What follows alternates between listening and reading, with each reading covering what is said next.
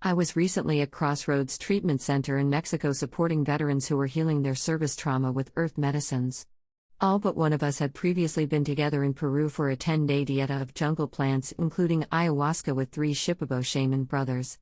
I did not participate in the Ibogaine treatment, having done so a few months earlier at the facility when I participated in the psychospiritual program for the first time. I did, however, repeat the 5-MeO DMT portion.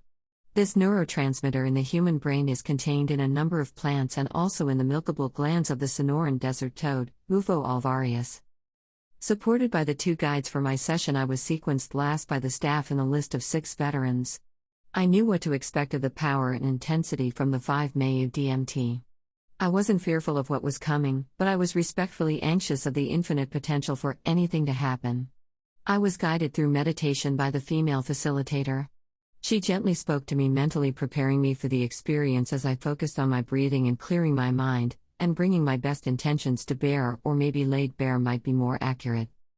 I slowly inhaled the vaporized medicine and then lay down and held it in my lungs with an eventual release.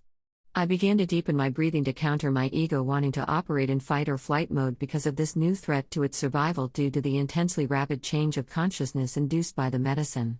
As my breathing got deeper, I used my yogic Ujjayi breathing to keep going further. I got to the point where I could hold my breath and turn off the ego-responsive needing to breath, gasp reflex, to stay alive, even though my higher self still somehow knew that I would need to breathe eventually. When that breath finally released, I let go and found myself in an ocean of love. I was in a state of cosmic bliss. My ego was somehow still there but no longer in the way. This was amazing. Even while being bathed in cosmic source juice, I was ready to still follow my own advice that my higher self told my ego in my previous 5-MeO DMT session out loud, which was to let go. I knew that I was ready and requested a second dose of the medicine to push all the way through. After releasing the second dose of the medicine held in my lungs, I let go and went all the way to the source. I was merged with the One. I asked myself, is this all there is? That question was instantly answered within me, and I knew that the divine source of creation, the all-knowing, all-powerful, all-loving God let go to create creation.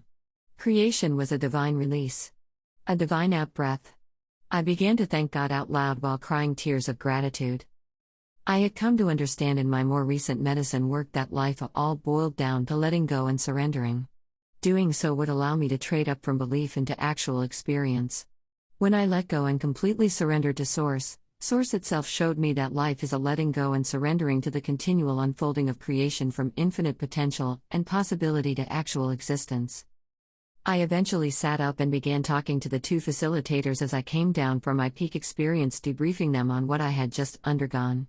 After sharing back and forth and lots of hugs, I went upstairs to reunite with the rest of the crew. We all had huge grins and gave each other big hugs. We had done it.